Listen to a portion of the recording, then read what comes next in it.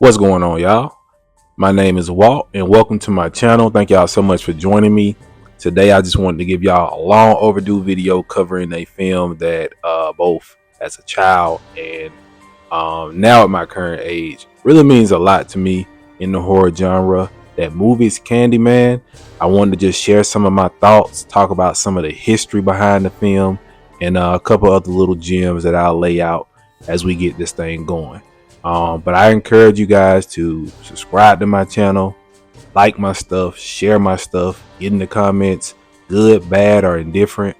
I'm looking forward to, whatever it is you want to do in terms of the engagement. And I'm going to do a lot more of these in the future. So without further ado, let's get into it. So how many times have you watched a review or read a review, and in those two things you've seen where people have said a movie or a TV show is too woke, or there's too many agendas it's trying to serve, or it's too political? Candyman, it's a story that's no exception to that. It's no exception at all. And Candyman is a unique movie. It's a story like no other. There aren't movies where a black protagonist, or at least at that time in 1992, would lead a movie and lead it, damn good, might I add. Candyman it's a story that's so ingrained in black culture, just based off the setting that they put the movie in, along with the character. Like I mentioned, he's like our Dracula. Exactly as they describe him. He's the whisperer in the classroom. He's the writing on the wall. And as long as you don't say his name, you good to go. You can keep it going. You can keep it gullet. But let's talk about some of the history behind the movie.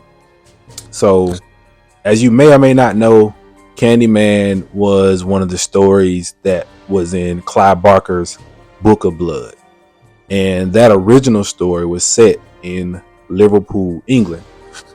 Now, the 1992 version and in the 2021 version, both set in Chicago, which they chose specifically the Cabrini Green housing project. Now, I want to get this right, so I got my extra phone. So I'm going to read what I found. Two interesting quotes that pretty much said the same thing. The first one is from Britannica.com, and I quote, "Cabrini Green is a national symbol of urban blight and failed housing policy." Now, the director of the 1992 film, Mr. Bernard Rose, added that he chose the location, Cabrini Green, because it was a place of such palpable fear. An irrational fear, he admitted. A fear of outsiders towards African Americans and the poor. Now, the things that stood out looking at both of those quotes, in my opinion, were when you think about the history of Cabrini Green, you're talking about a place that, because they didn't have the resources that they needed, it was a lot of rampant drug use, gang violence, unemployment, which ultimately, it heightened the level of poverty, and it doomed so many people. There's two specific stories that I actually was able to read about as I, started to look more into the film. One is the story of the untimely death of Ruthie Mae McCoy, and then two, the vicious assault of the young lady known to the world as Little Girl X. I don't want to get into the particulars and details on the channel, but feel free to, Google and brush up on the story. And of course, if you want to have that discussion offline or whatever the case may be, go ahead and do so. Now, again, with the Cabrini Green housing project, one of the other stories I want to quickly add to the other two is that at some point they did have their own plainclothes black police force, quote unquote, that were real friendly with the neighborhood. My research showed the names they were called the Slick Boys. That's another story you can also Google and then check that out. I think they got some YouTube videos on it.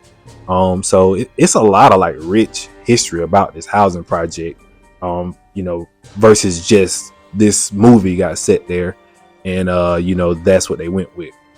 Now, it was interesting that they actually filmed in the neighborhood, because most of the time or in some cases rather, you'll see a movie, they will literally call it a whole nother city, and they'll just build, the set or duplicate something, whether it's a monument or if it's like a small neighborhood, they'll just build that on a set and call that whatever city.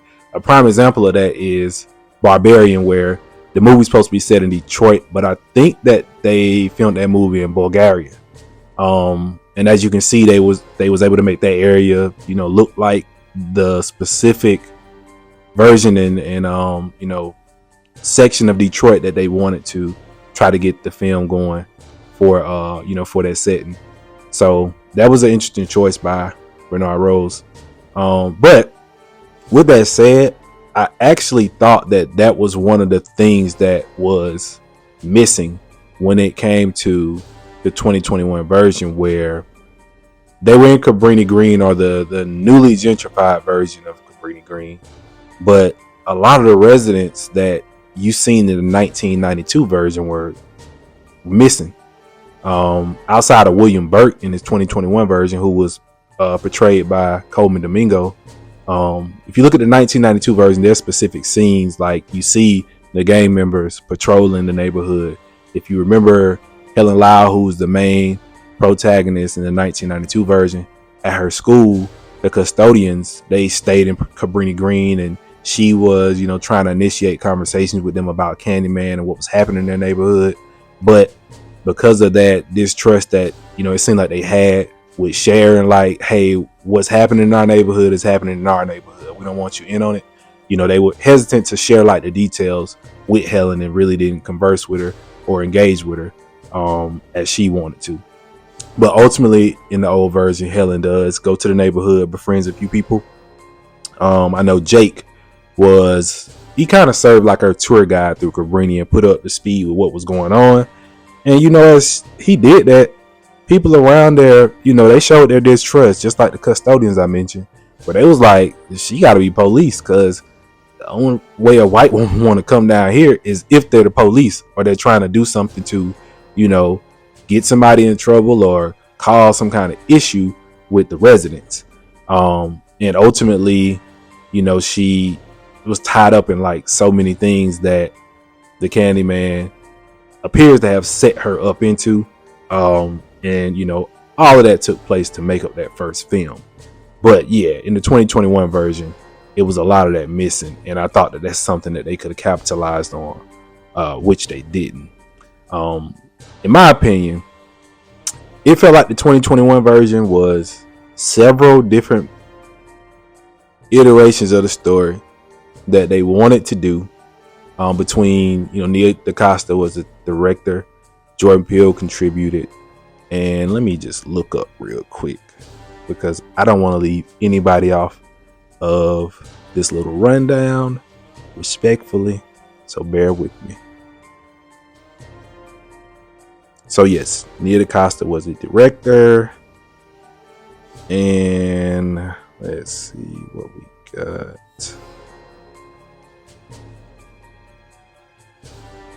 Do do do do do do do do do do. Okay, so directed by Nia DaCosta, written by Jordan Peele, Win Rosenfield, and that was the crew. And it felt like all three of them might have had a different idea about what movie they wanted to do. And as you watch, you see those three movies playing out. And I thought that clash between them took away from so many good ideas that they had in the story.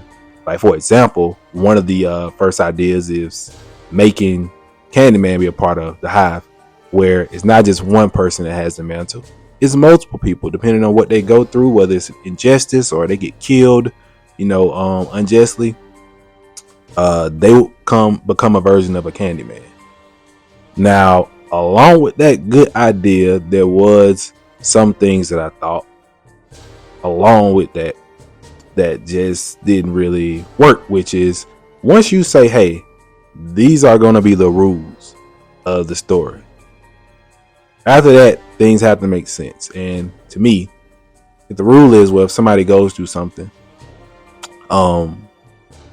they get killed by the police, which ultimately happens to the character Sherman Fields. in the movie, who's the first version of that Candyman in the 2021 version. You get killed by the police, you become the Candyman. By the end of the movie, and this is a spoiler, same thing happens. The Candyman comes back to play Avenger against the police or anybody who did anything unjust to, this black person or black people. But earlier in the film, the character Mr. Fields get killed by the police and goes and kills William Burke, who again he's betrayed by Coleman Domingo, kills his sister, as they played the Candyman game or whatever. And then all throughout the movie, the kill count is pretty much all white people, which, hey, if that's the way you want to write that movie, cool. My thing is Candyman is a monster. It don't matter if you're an adult or a kid, black, white, blue, gray. He will kill you if you summon him. And as a monster, you have to make sure that the first thing that Candyman is, along with being a monster, is he must be scary. He must have a presence that is almost poetic and hypnotic in a sense. And that way, what happens is you make him, almost bigger than the film itself. And I thought in the 1992 version, they did such a good job of that. Candyman doesn't come into that movie until a good portion of the film has gone on. And when he shows up, the way that they film him from, the feet up, the sound of, and well, let me take that back. He don't even make a sound when he's moving through the parking lot when he first see Helen. He just, shows up. Well, they show his steps and no sound. But I love that element of that filming because, that goes to show that ghostly presence that he is. And that just wasn't there in this film. It was the typical jump scare, good body horror, good makeup. That was nice between, what was happening with Anthony and then the new Candyman. I thought that was good, but still at the same time, I just did not feel like there was enough horror starting with Candyman and then throughout the film that went on that, would sell this thing, this long awaited reboot, remake that, I was yearning for. I thought this was one of the few scary movies that you could remake and would work in comparison to so many trash ones we've seen over the years. And they still just didn't stick the landing quite right, and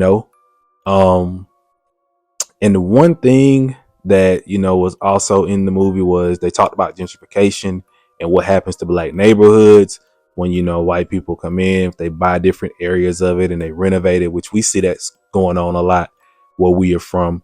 And again, that thing, it makes sense in this current time and it makes sense to talk about, but it's like they got there with it, but they didn't go any further with that conversation, which again, in a meeting them where they are, if you want to have these different themes, if you want to have these different conversations, you got to make sure that, you can keep it going along. You can hit the points you need to hit.